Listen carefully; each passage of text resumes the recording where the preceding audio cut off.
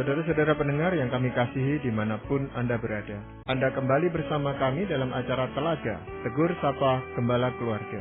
Saya Gunawan Santoso dari Lembaga Bina Keluarga Kristen akan berbincang-bincang dengan Bapak Pendeta Dr. Paul Gunadi. Beliau adalah seorang pakar dalam bidang konseling serta dosen di Seminari Alkitab Asia Tenggara, Malang. Perbincangan kami kali ini merupakan kelanjutan dari perbincangan kami yang terdahulu, yaitu tentang tangga ke rumah. Kami akan memasuki bagian yang kedua tentang cara komunikasi bermasalah. Kami percaya acara ini pasti bermanfaat bagi kita sekalian, dan dari studio kami mengucapkan selamat mengikuti. Pak Paul, karena pada kesempatan yang lalu kita sudah membicarakan bagian yang pertama, dan supaya para pendengar kita bisa mengikuti perbincangan ini secara utuh, apakah Pak Paul bisa mengulas sekilas tentang apa yang kita berbincangkan pada kesempatan yang lalu, Pak Paul? Pembahasan kita kali ini ya bersumber dari pengamatan ya Pak Gunawan. Pengamatan terhadap kondisi pernikahan. Kenapa kok begitu banyak pernikahan yang bermasalah dan tidak sedikit yang akhirnya mengalami perceraian. Nah, memang kita bisa ya membahas tentang faktor-faktor penyesuaian diri dan sebagainya yang membuat akhirnya mereka pasangan nikah ini tidak bisa hidup rukun. Tapi setelah saya pikir-pikir lagi, akhirnya saya simpulkan mengapa begitu banyak pernikahan bermasalah adalah karena pribadi yang menikah itu sudah membawa masalah. Sebab asumsinya adalah kalau pribadi itu matang ya, otomatis itu akan jauh lebih mudah terlibat dalam proses penyesuaian diri dengan pasangannya. Bukankah kalau kita bekerja ya sekantor dengan orang yang berkepribadian matang, ya enak sekali ya. Kalaupun ada masalah kita dapat selesaikan karena kematangannya. Saya kira inilah duduk masalah. Begitu banyak orang yang mengalami masalah dalam kehidupannya dan menjadi orang-orang yang tidak hidup dengan efektif. Nah, waktu memasuki pernikahan, masalah ini dibawa masuk sehingga akhirnya mempengaruhi relasi nikah itu. Nah, jadi kalau kita mau menciptakan pernikahan yang lebih kuat, tidak harus kembali ya kepada si pribadi itu, dan seyogianya lah si pribadi membereskan dirinya sebelum dia menikah. Nah, ini yang saya maksud dengan tangga ke rumah. Sebab ya tangga kan berarti kita itu tuh menaikinya agar bisa masuk ke dalam rumah, yaitu ke dalam pernikahan. Nah, tangga itu adalah pribadi kita sendiri. Iya, di dalam hal itu Pak Paul juga sudah menyampaikan tentang gaya hidup yang bermasalah. Nah, ini mungkin Pak Paul bisa mengulang sejenak. Nah, kita bahas pada kesempatan yang lampau bahwa salah satu ya masalah yang dibawa ke dalam pernikahan adalah gaya hidup yang bermasalah. Nah, saya uraikan misalkan gaya hidup orang yang tidak menanam, tidak menuai, artinya orang yang hidup sendirian, nggak mau berelasi, sehingga pasangannya yang seolah-olah harus memikul beban pernikahan. Ada juga orang yang mempunyai gaya hidup menanam sedikit, tapi menuainya mau cepat.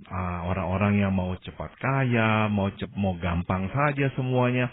Nah, gaya hidup ini juga cenderung menimbulkan masalah dalam pernikahan. Dan yang terakhir, gaya hidup yang orang yang menanam terus tidak bisa menuai. Artinya mempunyai filosofi kehidupan bahwa orang itu harus kerja keras dan sengsara dalam hidup, nggak boleh senang. Sehingga ya dia menuntut pasangan, anak-anaknya semua harus kerja keras. Jadi dia benar-benar menyengsarakan satu rumah. Nah, gaya hidup yang tidak sehat inilah kalau kita bawa ke dalam pernikahan akan menimbulkan masalah di dalam pernikahan. Iya, tetapi sekalipun banyak orang yang mengalami hal itu, sebenarnya kalau dia mau berubah itu akan ada perubahan yang membawa kebaikan bagi kehidupan rumah tangganya, Pak Boleh? Iya, betul sekali. Jadi kuncinya adalah kesediaan dia untuk melihat kekurangannya dan mengakui, ya ini memang masalah saya dan saya harus perbaiki. Selama dia nggak mengakui ini masalahnya dan menuntut pasangannya sajalah yang harus berubah, ya udah nggak akan ada titik temu. Iya, Dan kita kini sampai pada pembicaraan pokok kita pada kali ini, yaitu tentang masalah yang lain yang timbul karena cara komunikasi yang bermasalah, Pak Paul. Nah, ini bagaimana, Pak Paul? Nah, jadi asumsinya adalah gini, Pak Gunawan. Ada orang-orang yang sebelum menikah itu sudah mempunyai masalah dalam berkomunikasi. Saya akan uraikan 3. Nah, yang pertama adalah orang yang cenderung berkomunikasi meliuk-liuk. Ya, seperti ular itu meliuk-liuk. Ini adalah orang yang nggak bisa ngomong to the point, langsung, jelas. Nggak bisa. Jadi selalu tuh muter kiri, muter kanan, dan mengharapkan orang mengerti tanpa dia harus mengatakannya. Kalau tuh orang nggak mengerti, dia frustrasi. Dan akhirnya dia kecewa. Mungkin dia menutup diri, menarik diri, atau dia marah. Nah, gaya bicara yang meliuk-liuk ini nih, seringkali tuh membingungkan orang. Membingungkan pasangannya. Dan lama-kelamaan si pasangan akan berkata, saya capek, saya nggak mau lagi tuh terus-menerus mereka-reka, menebak-nebak yang kamu maksud apa. Ya minta ngomong supaya jelas, tapi nggak bisa. Tetap aja ngomongnya muter-muter. Misalkan, ditanya setuju apa nggak setuju, nggak bisa tuh bilang saya nggak setuju, atau bilang saya setuju, nggak bisa. Muter kanan kiri, misalkan berkata, ya kalau kamu setuju ya nggak apa-apa, kita lihatnya gini-gini. Tapi kalau kamu nggak setuju ya gini-gini. Kamu ditanya lagi, kamunya sendiri gimana? Bagaimana, setuju apa nggak setuju? Tetap nggak bisa-bisa tuh. Atau kalau dia udah bilang dia setuju, terus dia bilang lagi, ya tapi saya juga ada nggak setuju juga. Nah, orang yang bicaranya meliuk-liuk itu cenderung nanti dalam pernikahan menimbulkan masalah dengan pasangannya maupun juga nanti dengan anak-anak. Karena anak-anak pun nggak ngerti gitu. Orang tuanya mau kemana, maunya apa juga nggak ngerti. Nah, itu biasanya faktor apa yang menyebabkan seseorang bisa seperti itu, Pak? Misalnya memang itulah gaya bicara orang tuanya di rumah dulu ya. Sehingga dia itu ya akhirnya mengadopsi gaya bicara orang tuanya yang seperti itu. Kedua yang juga umum adalah orang tuanya terlalu keras kepada dia. Sehingga kalau dia mengatakan hal yang salah, habislah dia kena. Sehingga oleh karena itu dia mengembangkan gaya bicara yang meliuk-liuk. Supaya nggak bisa ditangkap, nggak bisa dipegang. Dan dia akan selalu selamat. Jadi umumnya, motivasinya, kenapa orang bicara meliuk-liuk itu karena ingin selamat. Cari aman begitu. Sehingga orang nggak bisa benar-benar tuh mengatakan kamu salah atau kamu begini. Nggak bisa. Dia selalu punya cadangan, ini ya, pembelaan dirinya. Kan saya nggak ngomong begitu, saya ngomongnya begini. Dia selalu bisa selalu puter gitu. Seperti koin, dia selalu punya 2 sisi begitu. Ya, tidak, orang-orang seperti ini rupanya tidak berani atau kurang berani mengambil risiko gitu, Pak. Tepat sekali, Pak Gunawan. Jadi itu memang ya yang membuat dia tuh akhirnya nggak mau mengeluarkan pendapatnya sendiri. Karena dia takut nanti ada apa-apa. Jadi nggak berani ambil risiko. Tapi ada juga yang begini, dia itu meliuk-liuk karena dia tahu nanti dia harus bayar harga. Dia harus lakukan. Kalau dia benar-benar katakan, berarti dia harus konsisten dong. Nah, dia juga nggak mau tuh. Daripada dia harus bayar harga, kalau dia bilang nggak setuju misalnya dengan proyek ini, atau dia bilang dia setuju dengan keputusan ini, kan nanti dia harus lakukan, dia harus kerjakan. Nah, dia nggak mau. Jadi dia mau ambil gampangnya, cuci tangan, orang lain yang kerja jadinya. Nah, dengan itu, dia akhirnya selamat. Juga nggak usah ngapa-ngapain, semuanya terjadi. Jadi, ada orang yang seperti itu ya. Dan orang seperti ini nih nantinya tuh susah mendapatkan respect, Pak Gunawan. Pasangannya akhirnya kehilangan respect. Nah, kalau orang udah kehilangan respect, udah hampir dapat dipastikan pernikahan itu akan bermasalah dah. Iya, memang kalau dia sebagai kepala keluarga, itu akan memberikan dampak yang lebih buruk gitu Pak Bel, dibanding kalau ya mungkin dia kerja atau apa masih tidak apa-apa, tapi kalau rumah tangga lalu istrinya terus yang suruh ngambil keputusan, ya istrinya yang risiko. Betul, istrinya akan resiko dan lama-kelamaan si istri nggak lagi bisa menghormati si suami, karena istri akan berkata ya kamu mau gampangnya aja, kalau ditanya bilangnya begini, kalau sampai ada yang nggak beres kamu cuci tangan buru-buru, kamu berkata saya nggak ngomong begitu. Jadi nggak bisa dipegang itu ngomongan. Nggak bisa benar-benar itu diandalkan. Nah itu akan merapuhkan fondasi pernikahan dah. Iya. Nah Pak, sebagai pasangan apakah yang bisa dilakukan oleh pasangan itu untuk menolong ya partnernya itu Pak? Oke. Sudah tentu yang nggak bisa dilakukan oleh atau jangan dilakukan oleh pasangannya adalah mengkonfrontasi. Sebab dia ini semakin takut, semakin dia meliuk. Semakin dia muter-muter. Jadi memang harus diciptakan suasana aman. Dengan cara apa? Nah, diyakinkan bahwa ini keputusan bersama. Bahwa pasangannya pun mempunyai pandangan yang serupa. Nah, jadi kita hadapi bersama. Perlahan-lahan tuh dia makin hari makin tahu bahwa iya ya, saya nggak sendirian, saya bersama. Nah, itu menguatkan dia. Kedua, juga nggak cepat disalahkan. Kalau pasangannya itu cepat marah, cepat menyalahkan, dia makin meliuk. Jadi, pasangan juga harus memang meyakinkan bahwa kalaupun keliru, saya nggak akan marah. Saya nggak akan menyalahkan kamu. Sebab ini keputusan kita berdua. Nah, jadi perlahan-lahan dia akhirnya tahu, ya kalaupun dia salah, dia nggak dimarahi, dia makin tenang. Sebab tadi saya sudah singgung, kemungkinan memang dia dibesarkan di rumah di mana kalau dia berbuat salah, dia kena lah, dia habis. Nah, sekarang pasangannya kan bersikap berbeda. Nggak lagi tuh mencecar dia atau memarahi dia kalau dia keliru. Perlahan-lahan dalam kondisi yang aman seperti ini, dia akan lebih terbuka gitu. Dia akan lebih berani untuk berbicara. Apakah orang seperti ini memang mengalami krisis percaya diri gitu Pak? Seringkali ya. Dasarnya itu Pak Gunawan. Memang dia takut ya. Dengan pertimbangannya, dengan pemikirannya. Dia takut itu tuh takut salah. Jadi selalu dia meragukan dirinya. Maka dia mengambil jalan yang paling aman, yaitu samar. Jangan sampai terlalu jelas gitu posisinya. Iya, aman buat dia tapi tidak aman buat orang lain jadinya Pak. Betul. Orang lain jadinya memang lama-lama frustrasi. Iya. Jadi dia sendiri kalau dia menyadari ini, dia seyogianya ya terbuka. Ngomong bahwa saya takut terus terang karena saya takut nanti begini, nanti begitu. Nah pasangannya dengar pengakuan seperti itu juga jangan malah melecehkannya. Justru ya mengangkatnya, mengatakan ini kan keputusan bersama, bukan hanya kamu, saya juga, saya setuju dengan kamu. Jadi kalau ada apa-apa kita tanggung bersama. Nah dengan keyakinan seperti ini ya mudah-mudahanlah dia bisa lepas. Iya.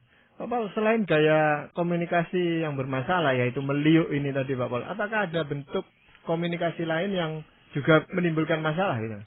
Itu gaya komunikasi menukik Pak Gunawan. Kalau menukik itu kan berarti kan turun ya menyerang yang di bawah gitu. Nah ada orang yang kalau bicara ya memang sih mungkin nggak setiap kali, tapi cukup sering. Kalau bicara itu tuh akhirnya tuh membuat orang lain jadinya kesel, jengkel. Kenapa? Sebab selalu merendahkan orang. Seolah-olah tuh selalu mengatakan kamu nggak benar, saya yang benar. Kamu nggak bisa sebaik saya lebih baik daripada kamu. Kamu pokoknya harus dengerin saya yang lebih tahu. Nah itu tuh tema-temanya Pak Gunawan yang saya maksud dengan gaya bicara menukik. Ya, kamu jangan ngomong dan nanti salah. Kamu itu tuh nggak tahu apa-apa. Jadi akhirnya kalau ini kita bawa ke dalam pernikahan, ya sudah pasti lama-lama pasangan kita nggak akan mau ngomong sama kita. Karena setiap kali dia bicara sama kita, dia akan terluka. Direndahkan lagi, dilecehkan lagi. Dan memang benar-benar ini ada orang yang seperti itu Pak Gunawan. Seolah-olah dia baru senang kalau dia bisa ya merendahkan orang dan menunjukkan bahwa dirinya lah itu yang paling hebat gitu. Ini jadinya seperti apa ya? Berlawanan dengan yang pertama tadi gitu Pak Paul. Iya, betul Pak Gunawan. Jadi memang orang ini nih bisa muncul dari dua kemungkinan. Kemungkinan pertama adalah dia terlalu dipuja-puja di rumah. Semua dengerin dia ngomong karena dia yang paling cerdas. Sehingga anak-anak lain kalau ngomong orang tuanya nggak dengarkan. Kalau dia yang ngomong orang tuanya dengarkan. Sebab sejak dia kecil orang tuanya selalu memuja dia. Dari semua anak dia yang paling cerdas lah, dibanggakan lah, sekolahnya juga bagus. Akhirnya ini anak kecil-kecil udah jadi raja. Dan harus selalu diutamakan sebab pendapatnya yang paling benar. Waktu dia udah menikah, nah itu yang dia bawa. Dia harus selalu benar. Orang lain selalu nggak tahu, orang lain selalu salah. Jadi orang seperti dia akhirnya ya nggak sabar ya dengan kelemahan, dengan orang yang nggak sama dengan dia. Dan akhirnya bagi dia, orang waktu berbeda pendapat dengan dia itu berarti orang salah. Dia nggak membuka peluang atau kemungkinan bahwa dia yang keliru. Bisa aja kan dia keliru, tapi enggak. Pokoknya kalau orang berbeda pendapat, dia udah langsung labelkan orang itu salah. Nah itu bagaimana Bapak? Kalau dia mengemukakan sesuatu dan ternyata apa yang disampaikan itu salah gitu. Apakah orang seperti ini dengan gampang lalu bilang minta maaf atau bagaimana? Atau? Biasanya enggak Pak Gunawan. Karena dia udah yakin dia benar, Waktu salah, biasanya dia akan salahkan faktor-faktor lain. Kenapa kok bisa keliru gitu? Bukannya dianya yang keliru, tapi data-datanya lah, pengaruh siapa lah, inilah, itulah. Nah, makanya jadi begini nih. Kalau saja semuanya seperti yang dia ngomong, pasti akan seperti yang dia ngomong. Hasilnya begitulah kira-kira. Nah, tapi bisa jadi Pak Gunawan, orang ini nih berasal dari keluarga yang kebalikannya dari yang tadi saya sebut. Bukannya dipuja-puja, tapi sebetulnya justru sering dilecehkan. Ada orang-orang yang masih kecilnya itu tuh terlalu sering dilecehkan. Waktu dia sudah besar, karena dia ingin membuktikan dirinya bahwa dia itu tuh bisa, dia nggak bisa terima itu koreksi orang lain. Dan orang itu akan dia tuntut untuk dengarkan dia. Jadi bisa sumbernya kebalikannya juga.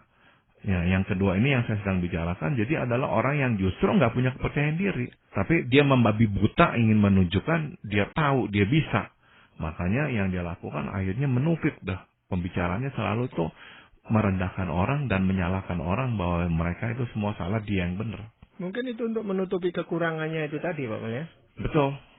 Jadi dia nggak bisa mengakuinya. Nah, memang akhirnya nggak bisa diskusi sama dia, Pak Gunawan. Pasangannya benar-benar mati kutu dah, nggak bisa bergerak. Sebab ngomong apapun sama dia tuh akan balik lagi bola itu tuh ke lapangan. Akan dia pukul lagi ke kita gitu. Dan selalu yang akan jadinya harus salah kita. Dan dia selalu harus benar, ikutin dia gitu. Kita akhirnya nggak semangat dia bicara sama dia. Siapa yang mau ngomong kalau akhirnya akan dilecehkan? Ini bisa terjadi baik pada suami maupun istri, Pak boleh? Betul. Ini bisa dilakukan oleh istri kepada suami juga. Tepat. Dan ini bagaimana Pak? Sebagai pasangan sikapnya bagaimana Pak? Pertama kita bisa beritahukan dia bahwa saya mengerti maksudmu. Waktu kamu berkata begini, kamu sebetulnya itu hanya ingin mengatakan bahwa kamu percaya kamu benar. Ya kan begitu? Iya. Nah, maksud kamu sebetulnya kan bukan ingin menjatuhkan saya. Iya kan? Iya.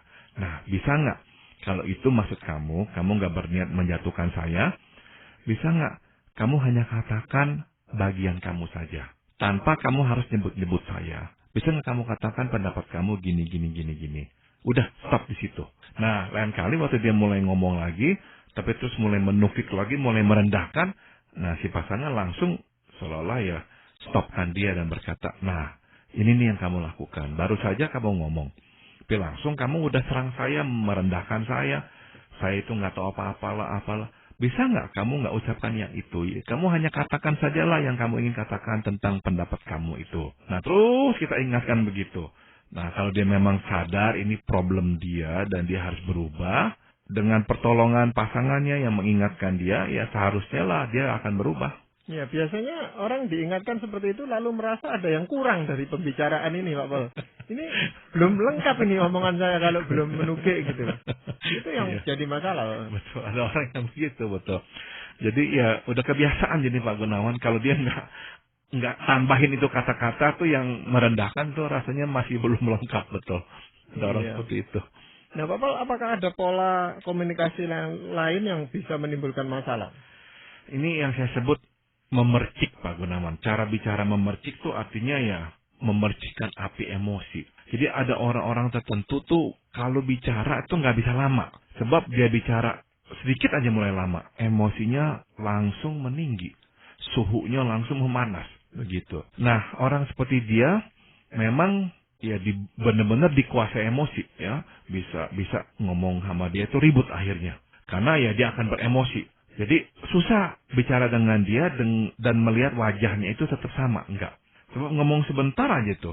Ada diskusi atau apa. Wajahnya mulai menegang. Matanya mulai membelalak. Suaranya mulai meninggi. Jadi nggak bisa rileks, santai, enak gitu. Nggak bisa. Nah ini nih gaya bicara yang sekali lagi bisa memancing dua reaksi. Reaksi pertama membuat pasangannya malas bicara sama dia. Tapi reaksi yang kedua yang juga berbahaya adalah membuat pasangannya seperti dia. Jadi sama-sama ngamuk akhirnya. Sama-sama berkelahi. Sebab si pasangan nggak terima. Kenapa kamu ngomong sama saya? Kok harus begitu? Harus suara keras, harus marah-marah. Harus nggak senang wajahnya. Jadi akhirnya si pasangan belajar untuk berbuat yang sama. Jadi dua-duanya kalau mulai ngomong, dua-duanya udah buru-buru tuh seolah-olah mau menunjukkan sisi marahnya dulu gitu. Mau menakut-nakuti satu sama lain. Tapi ada juga yang tadi yang pertama, akhirnya pasangannya nggak mau ngomong. Kalau jangan berkata, baru ngomong sebentar, udah maunya marah aja. Maunya marah aja. Jadi memang ada orang-orang tertentu tuh, waktu berbicara, selalu tuh maunya marah. Dan mungkin Pak Ganang pernah bertemu ya dengan orang seperti ini yang memang kelihatan nggak bisa rileks gitu. Udah cepat menegang sekali. Ya memang biasanya orang-orang demikian ini kehidupan sehari-harinya memang tegang, Pak Bos. Jadi Betul. biasanya seorang pimpinan di kantor atau di rumah memang banyak masalah sehingga memang ada sesuatu yang memicu dia untuk bicara secara emosional gitu, Pak Bos. Betul. Jadi kalau dia dibesarkan di rumah di mana dulu ya orang tuanya itu cepat dan sering bertengkar, suasana di rumah itu seringnya panas, dia mungkin sekali akhirnya ya terpengaruh. Jadi kalau bicara bawaannya udah mau marah aja gitu. Sebab dia sudah menyimpan api kemarahan itu. Tapi ada juga yang memang mungkin nggak ada masa lalu seperti itu. Tapi kehidupannya sekarang itu terlalu tegang. Nah kemungkinan yang ketiga adalah ada orang yang sebetulnya ya dari dulu oke-oke aja. Tapi terus belakangan tuh mengalami banyak masalah. Bertubi-tubi masalah datang. Nah orang seperti ini juga mudah tuh tegang. Akhirnya mudah marah. Bicara sedikit udah maunya marah. Maunya marah.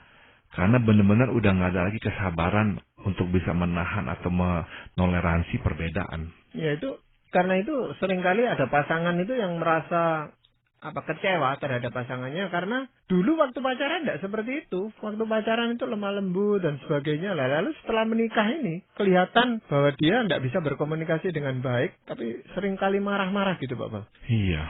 Ada orang yang setelah marah-marah menyesal, ada Pak Gunawan. Terus meminta maaf begitu. Nah itu sedikit mendingan. Meskipun lama-kelamaan pasangannya akan berkata, percuma minta maaf.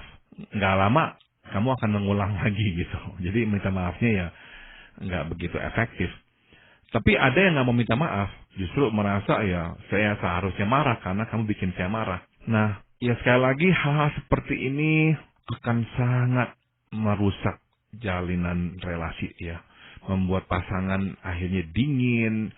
Dan bagaimanakah mengharapkan cinta, udah nggak ada lagi dah. Nah misalkan ini terus terjadi, yang sudah tentu akan terpengaruh juga adalah relasi intim, hubungan suami istri ya, hubungan seksual. Pasangan nggak mungkin lagi mau berhubungan, sebab bagaimana bisa? Dia adalah orang yang selalu menyakiti hatinya, mana mungkin sekarang melayaninya secara seksual. Jadi akhirnya keintiman makin terkikis habis, pembicaraan juga makin sedikit, sebab daripada nanti ribut berantem lagi, udah mendingan nggak usah ngomong deh sama sekali. Dan kalau ada anak-anak pun akhirnya belajar untuk diam, nggak mau ngomong, sebab tahu sedikit-sedikit pasti orang tuanya marah, ini ngamuk lagi nanti. Sedikit ada yang nggak beres, marah lagi, ngomong sedikit udah maunya marah aja, udah dah akhirnya orang nggak mau ngomong lagi sama dia, begitu. Iya. Nah itu masalah seperti itu, bagaimana pasangan bisa membantu Pak Pol ya untuk menurunkan ya jangan terlalu sering marah dan sebagainya, apa bisa pasangan itu berperan? Pertama dia harus mengingatkan ya pasangan yang suka marah itu bahwa kamu itu tuh sebetulnya mengharapkan orang itu bicara dengan kamu dengan cara yang paling pas untuk kamu. Karena sedikit aja kurang pas, kamu udah gak suka itu. Jadi itu tuntutan yang susah untuk dipenuhi. Jadi kita harus katakan apa adanya kepada dia. Kalau suasana hati kamu itu tuh nggak enak, udah dah, semuanya pasti nggak enak. Tapi masalahnya adalah, kan orang nggak selalu tahu suasana hatinya dan penyebabnya apa. Nah, jadi pasangan bisa berkata, bisa nggak begini? Sebelum kamu marah, kalau suasana hati kamu udah nggak enak, bisa nggak bilang, saya lagi nggak enak nih, jangan ngomong dulu dah. Nah, tolong beritahukan, sehingga saya nggak salah ngomong. Kalau nggak, soalnya saya akan ngomong, sebab saya nggak tahu kamu lagi merasa gini gitu. Nah lain kali kamu bisa bilang langsung, jangan ngomong dulu, dah saya lagi nggak enak ini. Sampai kamu udah tenang, reda, nah baru saya ngomong. Jadi ya kita bisa mengajarnya untuk pertama mengenali perasaannya dia sendiri. Kalau suhunya udah meninggi, dia bertanggung jawab memberitahu kita. Terus yang kedua, minta dia untuk memberitahukan cara yang seperti apa tuh yang kamu inginkan. Sehingga saya tahu ngomongnya kalau begini, oke, kamu terima. Kalau begitu kamu nggak terima, oke, beritahu tolong. Jadi kita mau mengajak dia bekerja sama begitu. Sehingga dia juga bertanggung jawab lah gitu. Jangan sampai apa-apa semuanya tanggung jawab orang. orang lain yang nggak bisa ngerti dia sehingga dia punya alasan untuk marah. Tapi biasanya orang seperti itu kan tidak menyadari bahwa kapan dia itu suasana hatinya tidak enak gitu Pak Pol. Atau memang tidak mau mengakui bahwa itu sedang suasana hatinya sedang tidak enak. Lah lalu pemicunya ini belum tentu dari orang serumah. Kemungkinan ada tamu yang datang ke sana lalu mengeluarkan hal-hal kata-kata yang menyakitkan dia atau yang dia tidak senang. Yang kena marah itu orang serumah gitu Pak Pol. Betul. Jadi kita mesti minta dia tetap berbagian. Meskipun dia bilang kadang-kadang saya nggak tahu loh atau apa, pokoknya sebisanya. Nah dari pihak kita juga menjanjikan, kalau saya udah rasa, udah lihat deh ya, kamu itu tuh nggak enak dah, suasana hati kamu lagi panas, saya akan diam. Ya, nah tolong waktu saya diam, kamu mengerti saya kenapa diam, karena saya nggak mau memperpanjang masalah, gitu. Jadi ya minta dia bekerja sama dengan kita masing-masing itu saling mengawasi begitu. Jadi selalu tekankan, mari kita bicara sewaktu suhu udah reda. Suatu suhu udah reda baru kita ngomong lagi dah. Jangan terusin lagi misalnya suasana udah panas. Iya. Dan Bapak, apakah ada ayat firman Tuhan yang ingin Bapak sampaikan? Saya akan bacakan Amsal 18:21. Firman Tuhan berkata, hidup dan mati dikuasai lidah. Siapa suka menggemakannya akan memakan buahnya. Ini perkataan yang sangat indah ya Pak Gunawan. Hidup dan mati dikuasai lidah.